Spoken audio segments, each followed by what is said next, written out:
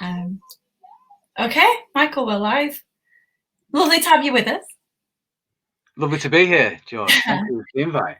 So, for everybody who is new to the book club or has maybe tuned in specifically to see Michael tonight, welcome. This is the first of our live broadcasts for the BLF Book Club, and there will be another one following in July. Just to give you a brief introduction, Michael Stewart is an author whose novels include King Crow and Ill Will. He's also the head of creative writing at the University of Huddersfield, and very, very pleased to welcome you as the first guest host for the Bradford Book Club. So you picked Cormac McCarthy's The Road. So hopefully by now everybody has read the book, because spoiler alert, we are going to discuss the ending, I hope, at some point. So you might want to tune out perhaps if you don't want to hear that today.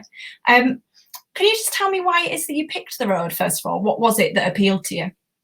Well, I mean, Cormac McCarthy is one of my favourite living writers, and this book, well, I've not read all his work, but this is the best of the work I've read. Cormac McCarthy writes about life and death. He makes other writers seem trivial, really. He's absolutely constantly kind of working the same themes through his writing. I was asked by yourself to pick something in contrast to Jane Austen's Sense and Sensibility you were reading. We'd read Prejudice, and I felt that everybody might have had enough of kind of classic. Prejudice, yeah. So I just thought, this is, you sent me the list of 100 great novels of the 20th century, and it was in stark contrast to Jane Austen, really. It's almost the kind of opposite end of the spectrum, isn't it, really, in terms of literature. But also, I read this book when it came out in 2006. I think I read it in 2007. And it felt prophetic then. But when you asked me, we'd just gone into lockdown, and I'd gone, as everybody else had gone, to the shops and seen people in masks and empty shelves everywhere, no toilet roll, no spaghetti, no beans, no tomatoes, etc. And it just felt even more resonant, really. And it just felt that this prophecy now, this cautionary tale, really kind of was calling to me, you know what I mean, to revisit it. So I wanted to reread the book myself, and I thought it would just kind of capture people's kind of fears and the zeitgeist of this lockdown, really.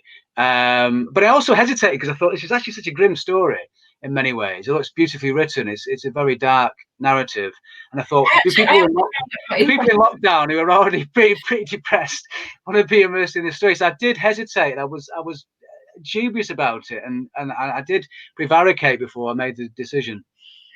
So I apologize to those people who found it difficult reading. When you first told me what your selection was, there was mixed feelings, I think, with me as well, because I didn't know whether it might be too much, or but actually then I ended up really enjoying it, and it was nice to see the contrast between the kind of horror in the book and actually some of the really kind of beautiful things that we've seen over lockdown. It's been a very different feeling, hasn't it, between McCarthy's prophetic future and what's actually happened. So yeah, but it almost gives you hope, doesn't it, really? Yeah. Speaking of, then, before we did this, I asked you to pick a kind of favourite passage from the book to give us all a bit of a reading. So I'm gonna pop off screen for a second and give the stage over to you, Michael. Okay, thanks, George. Well, it's a very sunny day, isn't it? It's one of the hottest days of the year so far, and it felt, cruel almost, really, to take you into the absolute depths of the novel. But actually, one of my favourite bits is the midpoint, really. And often that midpoint of any story really is the bit where the characters kind of get what they want. They kind of achieve their goal, but of course they don't as well. You know what I mean? So I think the midpoint in a story is very interesting, and this is the bit, and I'm assuming everyone's read the book, when in their search for food, I don't think they've eaten for about 4 or 5 days at this point, so they're absolutely desperate, they're starving. And in their search for food, they are walking across a garden, and the man hears a hollow sound, and he gets a spade, and he digs, and he finds a hatch, and it's a bunker, it's an underground bunker. And this is what happens. So he goes down into the bunker. The boy stays on top, guarding, guarding the situation. And this is the section where he goes down. The bunker was walled with concrete block. A poured concrete floor laid over the kitchen tile. There were a couple of iron cots with bare springs, one against either wall, the mattress pads rolled up, army fashion. He turned and looked at the boy crouched above him, blinking in the smoke rising up from the lamp, and then he descended to the lower steps and sat and held the lamp out. "Oh my God," he whispered. "Oh my God." "What is it, Papa?" "Come down. Oh my God, come down." Crate upon crate of canned goods, tomatoes, peaches, beans, apricots, canned hams, corned beef, hundreds of gallons of water in 10-gallon plastic jerry jugs, paper towels, toilet paper, paper plates, plastic trash bags stuffed with blankets. He held his forehead in his hands. "Oh my God," he said. He looked back at the boy. "It's all right," he said. "Come down." "Papa?" Come down and see." He stood the lamp on the step and went up and took the boy by the hand. "Come on," he said, "it's all right." "What did you find?" "I found everything. Everything. Wait till you see." He led him down the stairs and picked up the bottle and held the flame aloft. "Can you see?" he said. "Can you see?" "What is all this stuff, Papa?" "It's food. Can you read it?" "Pears. That says pears." "Yes, it does." "Oh, yes, it does." There was just headroom for him to stand. He ducked under a lantern with a green metal shade hanging from the hook. He held the boy by the hand and they went along the rows of stenciled cartons. Chili, corn, stew, soup, spaghetti sauce. The richness of a vanished world. "Why is this here?" the boy said. "Is it real?" "Oh yes, it's real." He pulled one of the boxes down and clawed it open and held up a can of peaches. "It's here because someone thought it might be needed." "But they didn't get to use it?" "No, they didn't." "They died?" "Yes." "Is it okay for us to take it?" "Yes, it is. They would want us to, just like we would want them to." "They were the good guys?" "Yes, they were." "Like us?" "Like us, yes." "So it's okay?" "Yes, it's okay." "Now, what would you like for supper?" he said. "Pears." "Good choice. Pears it is." He took 2 paperware bowls from the stack and set them on the table. He unrolled the mattress pads on the bunks for them to sit on, and he opened the carton of pears and took out a can and set it on the table and clamped the lid with a can opener and began to turn the wheel. He looked at the boy. The boy was sitting quietly on the bunk, still wrapped in the blanket, watching. The man thought he'd probably not fully committed himself to any of this. You could wake in the dark, wet woods at any time. "These will be the best pears you've ever tasted," he said. "The best. Just you wait." So yeah, so that's the midpoint of the story. Yeah. Well, I've lost your mic there, Oh, George. typical. We were doing so well. And then so what was it then about that passage that made you want it to read it to us today? Well, as you know, because you've read the book, there's a very similar passage earlier on, and they find an underground store. It's a very different underground store. It's actually a cannibal store, and it's full of human meat, but the human meat is alive, and it's one of the grimmest things in contemporary fiction. It gave me nightmares. It's an absolutely haunting, gruesome scene. So when you come across this, you think, oh God, we're going to go through this again, you know. So you're really kind of on the edge of your seat, and you're gripping the arm of the chair, you know. And then it's the opposite. It's the absolute opposite. It's the dark and light contrast, you know. But also it's the bit where we really see. I mean, there's so many examples of this actually, but we see the boy's role and the boy's kind of the boy's kind of moral conscience here, that even though he's not eaten for 5 days and he's starving, even now he's asking whether it's okay to eat the food. He's concerned about other people and their safety and their salvation and their, you know what I mean? So I think it's really interesting, but also just the pleasure in simple things.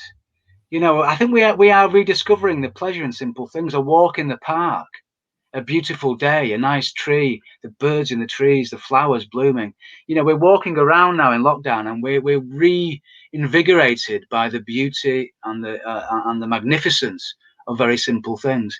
And you just imagine how delicious that tin of pears must taste. I many years ago, I was homeless in France just for a few weeks, and I didn't eat for 3 days. It's the only time really in my life I've gone without food for any length of time. And I didn't eat for 3 days, and in the end I stole an apple from a stall from a market, and that apple was the most applest, most tastiest thing I'd ever eaten. So I really get that moment, you know. Which is interesting then, that you didn't pick the bit where they find the apples. Well, I mean, the apple bit's weird, isn't it? When they go to the orchard and they find the apples, you think, how is that possible? Because this is a world that's been barren for at least 8 years, as long as the boy's been alive. And apples, you know, I know they can be preserved, but the fact that they just lay on the ground and they're still edible, it's almost like a miracle, that, isn't it? It's a very bizarre, almost biblical kind of image, really. Yeah. Okay, so you've mentioned the biblical aspect there, which is something. So for those of you who don't know, Michael and I have discussed this briefly previously. There is a biblical aspect to the book, and it wasn't necessarily something that I was going to bring up in this conversation. But since you've mentioned it, do you want to talk people through what we've discussed previously about kind of the biblical aspects of the book? Yeah, I mean, it has that elemental, epic kind of biblical narrative. It's a father and son relationship, and their attempts to find redemption, salvation, to find a heaven, if you like. We think about the sort of father-son relationships in the Bible. Obviously, you've got Jesus and God. You've got Adam and God. You've got God and Lucifer, who's another father-son relationship. You know, so you've got these. Then you've got Abraham and Isaac as well, and you think about their journey, and you know, there's something that resonates there as well. So I think that whole kind of father-son relationship we think about in terms of the Bible and the father-son relationships there, but it's almost like a reverse Eden, isn't it? So the Bible starts with Eden, it starts with this oasis, and then it's a slow descent into the fall and the floods and pestilence, and then the book of Revelation is the end of the world, and that's it, isn't it? This is almost like we're starting with the book of Revelation, we're starting with the end of the world, and we're kind of working backwards, trying to find this place of safety, this oasis, which the book in the end kind of does take us to Eden, you know, or the possibility of it. So it's almost in conversation with that narrative. And of course, a lot of the images, we mentioned the apple, but lots of other things in there as well take on these kind of biblical emblems, you know. Like the boy shrouded in light that happens at kind of a couple of points in the book. There's lots of halos in the book, isn't there? And candlelight and the fire. They talk about the fire a lot, the fire inside. And you know, the whole kind of the fact that the fall happens at 1:17. And if you know your book of Revelation, you know that that's the point where God reaches out and touches man and says, "Don't be afraid." And that's the end of the book. You know what I mean? So the book starts with that moment in the book of Revelation, which foreshadows the way that the book ends. So it's very carefully structured, I think. And of course, McCarthy was Irish Catholic, or at least his background was Irish Catholic. He was American, right? So, you know, his family was Irish Catholic. So I think that Catholicism as well, and the imagery of Catholicism, is something that he's using in all his writing, not just in this book, but in everything he's written that I've read anyway. So given that he comes from this kind of Catholic background, this quite religious background, it's interesting, isn't it? Because McCarthy seems to suggest very few roads, very few options for people to go down in the novel. You know, his characters either end up as the hunters or the hunted. They're either thieves and cannibals or kind of victims on the run. There doesn't seem to be much of an in-between. How much do you think that is kind of purposeful from McCarthy, that he's created a really bleak scenario maybe as a warning? And how much of it do you think is maybe a statement about McCarthy's kind of worldview and how he saw people? Well, I think he does have a very, almost cynical view of the world, really. If you read his work, it's he doesn't have a lot of nice things to say about humanity, really. So I think there is a truth there that this is McCarthy's kind of worldview, but I think it's a warning. I think he's saying to us, look, this is a possible future. He talks about the inspiration for the book being almost a vision. He was with his brother and he saw the hills above where they were talking, and he imagined them on fire, and he thought about what the world would be like in 100 years' time. And so it is him projecting his own fears into the future. And of course, he's at this point when he wrote the book in 2005, I think, or even earlier than that, when he actually started writing it. He was the father of a very young son. He was an older man. He was a man in his 70s or approaching his 70s, late 60s, who was having a son at that age. So there was a huge age gap there. And of course, he was thinking about he was not going to be around. Normally with a father and son, you grow up together, don't you? And you reach adulthood and even fatherhood yourself before you even start thinking about the death of your parents. So it's very different, isn't it, when your father is so much older than you, when there's this age gap, and he's thinking, I'm not going to be around to protect my son, when I should be there to protect him. So I think it's a real fear of McCarthy, and this book is a kind of a projection of all those paternal fears, really.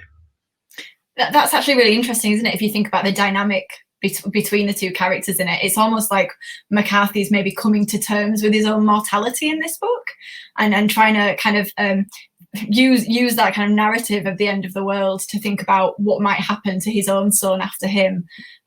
He's clearly thinking about the future and how much of it is the story, and maybe he's thinking about his own future as well.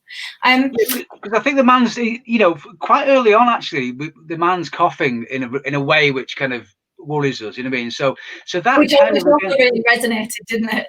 The cough throughout this book. And it just gets worse, doesn't it? You know where it's going, basically, and it grips you, doesn't it? And you just think, oh, you hope it's not what you think, basically. So you read on to confirm or negate that your darkest thoughts, really. So thinking about the character of the boy, then, if the man in this book, like you said right from the very beginning, you kind of feel where that's going. What do you think the boy represents then? Because when I read it, I felt that the boy represented kind of a hope. He represented the future, and he represented a hope. Is that something you would agree with? What do you think his role is? Yeah, I mean, he has an innate sense of goodness, and he hasn't grown up in a world where he's been able to observe that. You could say, well, that's actually his father. But if you think about his father, he lets him down. Just before his father dies, the contract they have, if you like, that he won't kill people, and he won't, unless they're going to be killed themselves, and that they won't eat people, and they basically have a contract, which even extends to not killing dogs, in fact, and he's kept his promise. They meet a blind beggar, and they give him food, even though they're starving themselves. They meet a dog, and they let the dog go free. They don't eat the dog. They find a charred baby on the fire, and they don't eat that. So he keeps his word all the way through, and then right towards the end, all their goods are stolen by a starving beggar, and he's desperate. We don't blame him for it. We'd probably do the same ourselves. And they catch him, and it seems rather punitive, but he holds him at gunpoint, and he asks him to strip. He takes all his clothes off him and his shoes, and he leaves him there naked in the road. Now, he doesn't kill him, but the boy knows what that signifies. The boy knows that in this world, it's so cold and so hostile that to strip a man is it's the same as to kill him, really. And as they go away, the man says, I didn't break my promise. I didn't kill him. He says, well, you sort of did, really, So, and then he dies, so the boy hasn't got that innate sense of goodness necessarily, even from his father. So it's almost like Cormac McCarthy saying there is something inside us. Where does that come from? And I think McCarthy, has a complex relationship with God and with religion, but I think he does hold some hope that there is some innate goodness in us. And I think this is what the boy is. He keeps talking about the fire inside, and this is the flame, isn't it? The fire, the light of Jesus. It's that kind of idea, I think. Again, that Catholic idea. And so we've actually had a question come in live. So before I move on to the next questions, I'm gonna throw this one at you, Michael. Okay. So someone's asked. Sorry, I can't see the name of the person. But they've asked about the language that McCarthy uses in the novel, and they've said that actually some of the language is quite archaic. And whether you think that there might be a purpose to this. Now, you're a writer yourself, so I think I already know that you're going to say that the language will be purposeful, I'm assuming. Thinking about the language and how he's writing the book, is that a choice, do you think, that he specifically makes? The language is amazing. I mean, the thing that impresses me more than anything about this book is just how well written it is. Every sentence, it's like a poem. It's like a really long poem. He hardly uses adjectives. He doesn't use adverbs hardly at all. There's the odd comma, but mostly commas are replaced by and. He doesn't use speech marks. He doesn't use semicolons. He calls semicolons idiocy. He only uses colons to introduce a list of things. So pretty much you've got full stops, and you've got nouns, and you've got verbs, and you've got pronouns, and that's pretty much it. He doesn't give people names. The only character to get a name is the blind beggar who calls himself Eli. Which turns out to be a lie. Yeah. He's not called Eli, is it? And Eli is an anagram of lie anyway, isn't it? So the man's the man, the boy's the boy. He never calls him son, never calls him his name. Even the wife, who's not in the story, she's only there as a sort of backstory. She's not given a name. So he's very, very careful about his language. And it has a hardness and a coldness and a truth about it, and a kind of a chiseled. It's almost like it's written like Moses has come down from the mountain with these tablets of stone. It's got that kind of epigrammatic quality about it. This is something you could, write into blocks of stone. It's there's nothing frivolous or decorative about it. There's nothing ornate about this language. It's just it's no frills. It's absolutely stripped down in a world that's absolutely stripped down, where all that's left is charred trees and ash. You know what I mean? So the language here, and he does this in all his books. You know what I mean? But the language here is particularly fitting, I think, for the subject. And Lynn has asked, speaking of the fact that he doesn't give people names, why do you think that is? It's interesting, isn't it? And he does this in some of his other books as well. I'm just trying to think now. In Blood Meridian, the character is called the Kid, and the antagonist is called the Judge, and there's another character called the Old Man. So it's not just something he does in this book. He's very fond of this. It's weird, isn't it, when you don't give a character a name? And Beckett does this. I mean, Beckett in his writing very often has characters with no names. It almost they become like an everyman or an every boy or an everything. It's almost like he's saying, by naming it, and it almost goes against the principle of creative writing, that actually when you show rather than tell, when you give a character a name, that's part of the showing, isn't it? Because you're starting to characterize them. A Daniel is very different to Sebastian. Or you know what I mean? So names for us as readers actually give us information and give us clues to a demographic and an age even. And so he's not giving us any of those clues. He's just saying this is a timeless story. You know what I mean? It is happening now because we know there are things in there like a can of Coke. So we know. But actually, what he's saying is that this is timeless. This could have happened at any point in our history, or any point into the future. This is like, and again, it's a biblical thing, isn't it? As well, isn't it? We have these emblems in the Bible. So again, I think he's kind of, and folk tales, of course, we don't very often name characters in folk tales. It's the prince and it's the princess and it's the you know what I mean? It's the this or it's the that. So I think again, he's very much going back to the kind of origins of stories. I mean, I read it as that kind of everyman thing as well, which reading it as a woman, it's nice that he kind of doesn't give them names. So I'm assuming that's so that people can kind of write themselves into the story. But actually, I had to park my feminism for a minute when I was reading this book, because I was really enjoying it. But he has quite a stark worldview about the fact that there are no female characters in this book. There is one who abandons a child, and it's a flaw in his writing, I think. The fact that he doesn't have strong female characters in any of his books really is a flaw in his writing. I mean, he's admitted it himself. He said he doesn't understand women at all. He's had 3 wives, and he obviously doesn't get what they're about. But I mean, but it's a thing, isn't it? I mean, certain male writers don't write female characters well. I mean, Will Self doesn't write female characters well. Martin Amis doesn't write. So I think he's avoided something that he recognises as a weakness in his own writing, and he's just put himself out of the game, really, and he's just going to focus on male characters. But I think it's a weakness, because if you want to write a universal story, you have to have, you have to have men and women, don't you? So I think in a way, obviously the wife's there as a backstory, and at the end we have the mother figure coming in again, don't we? Mm-hmm. So they are included, but they're very much on the periphery of the story, Yeah. Okay. So I mean, I don't know an awful lot about McCarthy. This is my first one of his books, and I probably will read more actually after it, because I did really enjoy this one. For those of us who don't know a lot about McCarthy, could you tell us maybe a little bit about some of his other works, perhaps, and put this in a bit of context? Yeah, well, I feel a bit of a fraud. I'm not a Cormac McCarthy expert. I'll say, I've not written everything he's read. I've written a representation of what he's read, so I'm not an expert. Well, he was born in 1933, so way back then. His first novel was The Orchard Keeper, which was 1965. He was sort of, fairly unknown writer, really, for many, many years. I think the first book that had any prominence was The Blood Meridian, which was 1985. Was panned a little bit actually by the press. It wasn't that favourably reviewed. I guess the first really popular book, or the one that got really a lot of attention, was All the Pretty Horses, which was 1985, and that was a trilogy of books. It was All Pretty Horses, The Crossing, and Cities of the Plain.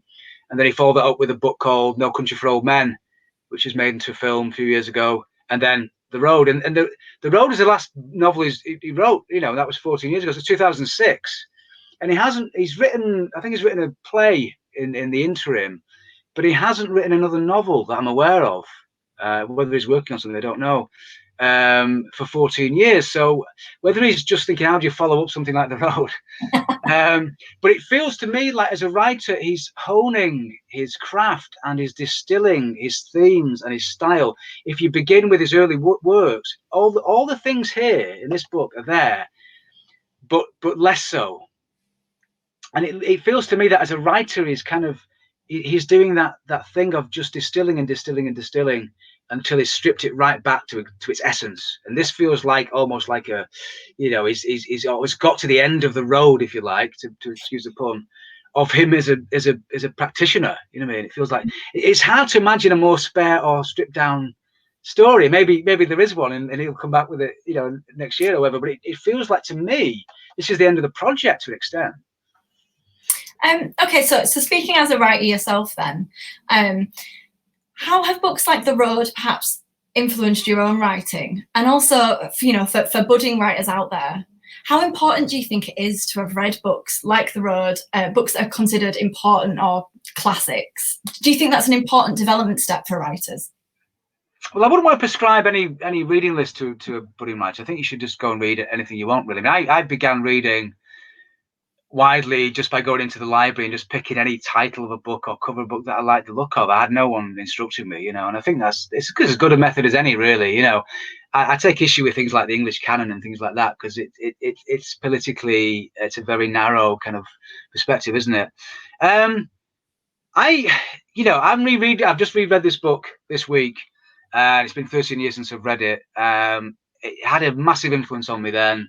It's having a massive influence on me now rereading it. I'm in the middle of writing a novel, and I'm just thinking, oh my God, this is terrible. I mean, I mean, you shouldn't really read writers as good as this in the middle of a writing project, because it does, shrink your ego to the extent that you've debilitated, really. I think the danger of someone like Cormac McCarthy is that you as a writer try and emulate this. If you are impressed by a writer of this stature and of this quality, you try and emulate it and you imitate. And I don't think style is transferable. I don't think you can put on somebody else's clothing. You can see somebody in a suit and think they look fantastic in that suit, and you try it on and you just can't get away with it. You have to develop your own style. And I think as an emerging writer, it's good to try out different styles and imitate the writers that you love. And I certainly did that. I spent a long time trying to write like Bukowski and Blake and Beckett and Flannery O'Connor and Catherine Mansfield, and then just failing to do that, because only they can do that. Only they can wear their clothes. So I think it's important as a kind of process, as you develop your own style, to try on other clothes of other writers. But it's not the end game. I think the end game is to realize your own style. So yeah, but certainly what I do when I write is I have books like this sort of dotted around my studio, and it's like it's something to aim for, I guess. It's a kind of quest goal to sort of try and reach. So I think in that sense, I think it's important. In terms of whether people should read this book, well, I don't think it's a book for everybody, and you know, I wouldn't want to sort of force people to read it because it might give them nightmares and they might come back and be really upset, you know. But you know, certainly, I think it's a fantastic work of fiction. It's not there to entertain you. It's not there to make you laugh. Yeah, but the role of writers is to make you laugh and to make you cry, isn't it? I think good literature wants to engage you emotionally in some form of catharsis, some form of emotional outlet. And certain writers do it through farce and comedy, and they make you laugh and titillate you. Other writers, like Cormac McCarthy, rub your nose in it and make you cry and make you, you know what I mean? They take you to the depths and the dark places. And I think both things are valid, really. And I wouldn't say one thing is more important than the other, necessarily. So maybe when your next book comes out, Michael, I'll be reading it to see whether or not I can see any elements of the road in that.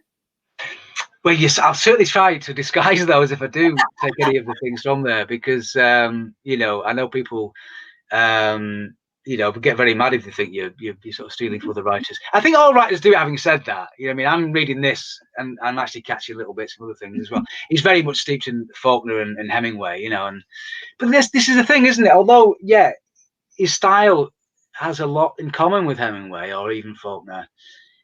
You wouldn't mistake Cormac McCarthy, even a page or a paragraph of McCarthy, for Hemingway. This is what I mean about trying on other writers' clothes. In the end, they have to be your clothes. You might be influenced by them and say, I like that suit, but I'm going to do my version of that suit. And I think that's important as well. So thank you very, very much for this, Michael. I mean, I'm out of questions and we've not had any more in, but it's been a real pleasure reading this. It was one that I particularly enjoyed, although I know that it's not one for everybody in the group. Being completely selfish, I really enjoyed it, and it has kind of opened my eyes to McCarthy, because he's not a writer that I probably would have read otherwise. So that's great. Thank you. And it's been a pleasure having you as the guest host. So thanks for inviting me. I've really enjoyed it, and it's been great to revisit the book. So I'm really, really chuffed about that. Thank you. For everybody else who's watching from the book club, we'll be announcing next month's guest host shortly, and I hope you'll tune in July for another episode. But thanks very much, Michael, and good night, everybody. Thank you, everybody.